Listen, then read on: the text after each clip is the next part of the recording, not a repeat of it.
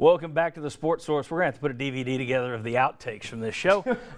This segment of our show brought to you by my good friends at Tennova Healthcare. Guys, out of the 20,000 or so men, 2554, watching the show right now, about 3,300 of you, 1 in 6, will develop prostate cancer at some point in your life. That is a cancer that can be beaten if you catch it early, which is why I want you to go to Tennova.com. I want you to click on Medical Services, and from there you will find information about their new Men's Health Center of Excellence. It is a fantastic service for men dealing with any kind of prostate issues, but certainly if you are battling prostate cancer, Tennova.com is the place to turn first. Tennova Healthcare helped save my life. They saved my father's life. I can't recommend them any more highly. Tennova.com. All right, back with Mike Keith and John Wilkerson. Of course, Mike, the play-by-play voice of the Tennessee Titans. John, play-by-play voice of the Tennessee baseball team. Also fill in on Tennessee basketball from time to time. What makes a good play-by-play guy? You were talking about how good John Ward is, and we're going to have to start speeding up this show. So just give me a 2 or 3 minute answer here. We could do 30 minutes on John Ward. But storyteller. Yeah.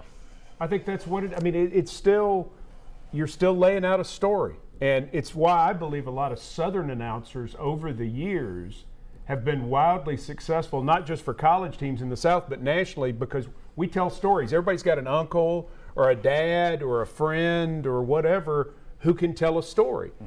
John Ward could tell a story, and I think the really good announcers that are out there now still do the same thing.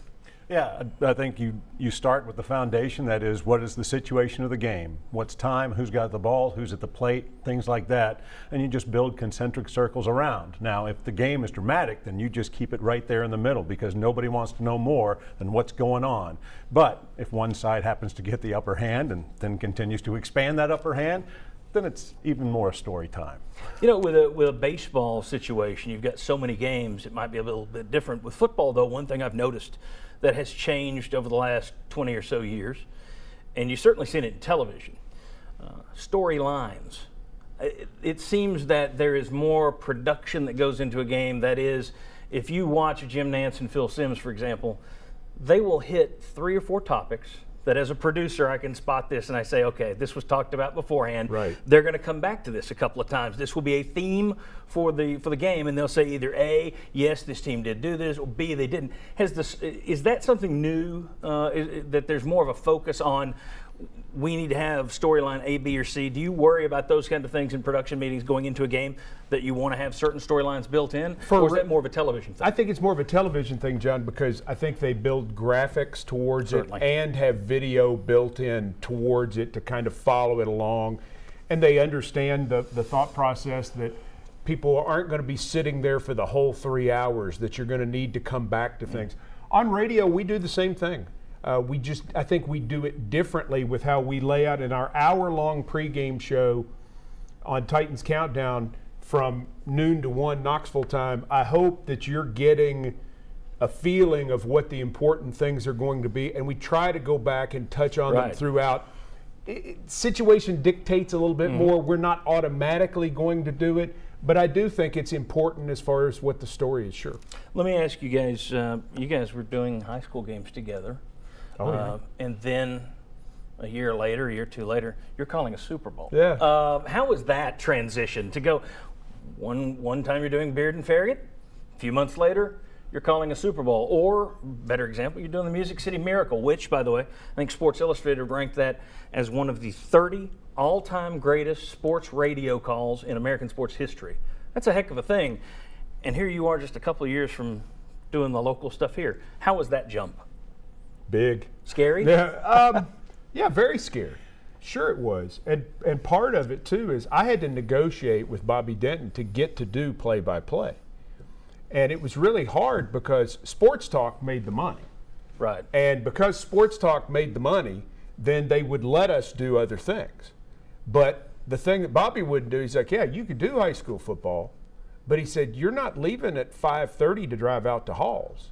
You're leaving at 6:30 or 6:45 or whatever. And I would just like to say to local police, I'm sorry for how I drove. It was Bobby's fault. Well, so I would get there after doing, nearly 4 hours of sports talk.